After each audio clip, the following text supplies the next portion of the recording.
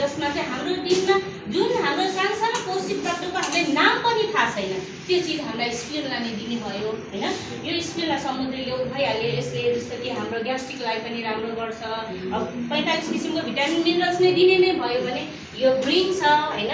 यसमा ग्रिन भएकोले हाम्रो पेटको जुन गट हेल्थ पेट सम्बन्धी जति पनि समस्या ग्यास्ट्रिकहरू छन् त्यसलाई कम गर्नमा पनि कसैको कन्स्टिपेसनहरू भएको छ हैन त्यसमा पनि यसले राम्रो काम गर्छ भने अर्को जुन हाम्रो मेन भनेको हाम्रो शरीरमा काम गर्ने हो कि रगत हो नि त।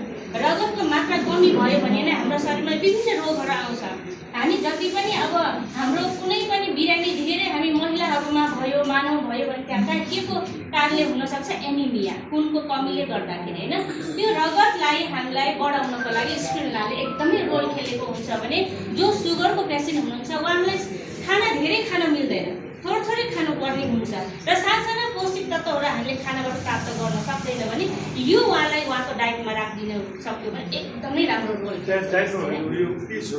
हो यो हैन। यसमा क्याप्सुल फर्ममा हुन्छ जसलाई जस्तो अब मानिलिएर एउटा सर्ट खाना अगाडि जस्तो मोटाई अलिकति बढी छ हैन फ्याट छ भने उहाँलाई कम गर्न मन छ भने बिहान 2टा खाली पेटमा उहाँले लिन सक्नुहुन्छ बेलुका पनि खाली पेटमा 2टा लिन सक्नुहुन्छ।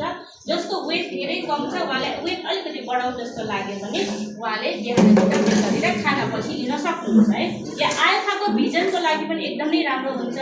यसमा अर्को यो हाम्रो जुन स्किनको लागि हैन हेयर नेल सबैले राम्रो गर्ने तत्त्व पनि यसमा पाइन्छ। त्यो सम्पूर्ण हाम्रो बडीलाई नै यसले राम्रो गर्छ। यो स्पाइरुलिनाले हामीले बिहान बेलुका खानापछि या खाना अघि हामीले यसलाई भिटामिन लिन सक्छौँ भने इम्युनिटी बुस्ट अन्तर्गत अर्को एलोभेरा। एलोभेरा भनेको हामी सबैलाई थाहा छ घिउकुमारी। अब सर्ट फर्ममा भन्दा घिउकुमारी भन्ने बित्तिकै कुमारी हैन सधैँ हामीलाई जवान बनाइराख्नको लागि मद्दत गर्ने भयो। त्यही भएर हामीले यसलाई अब मेन अर्को भनेको यो हाम्रो पेट सम्बन्धी जति पनि ग्यास्ट्रिकको पेसेन्टहरू छ नि ग्यास्ट्रिकले गर्दा कसैलाई छाती पोल्ने खाना खाए केही नमिल्ने बित्तिकै पेटहरू अलिकति अब डकारहरू आइराख्ने पेट बिसन्चो भइराख्ने त्यसको लागि हामीले एलोभेरा उहाँहरूको डाइटमा बिहान बेलुका राखिदिन सक्छौँ।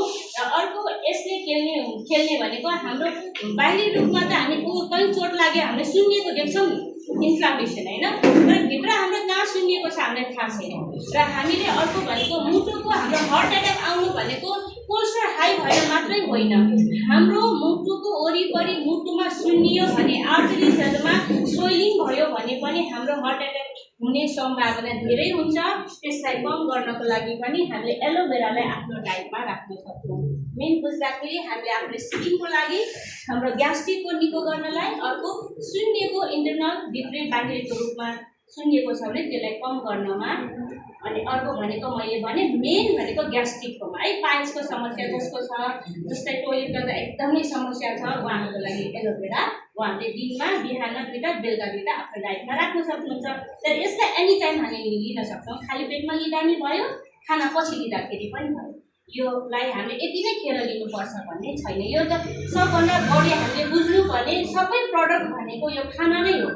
खानाको परिपूरक आहार भयो नि त यो खाना नै हो। खानाको लागि हामीले यति नै खेर खानुपर्छ यतिखेर नखाए केही हुन्छ भने हामीले त्यो समस्याहरू आउँदैन है। हामीले एनी टाइम लिन सक्छौँ।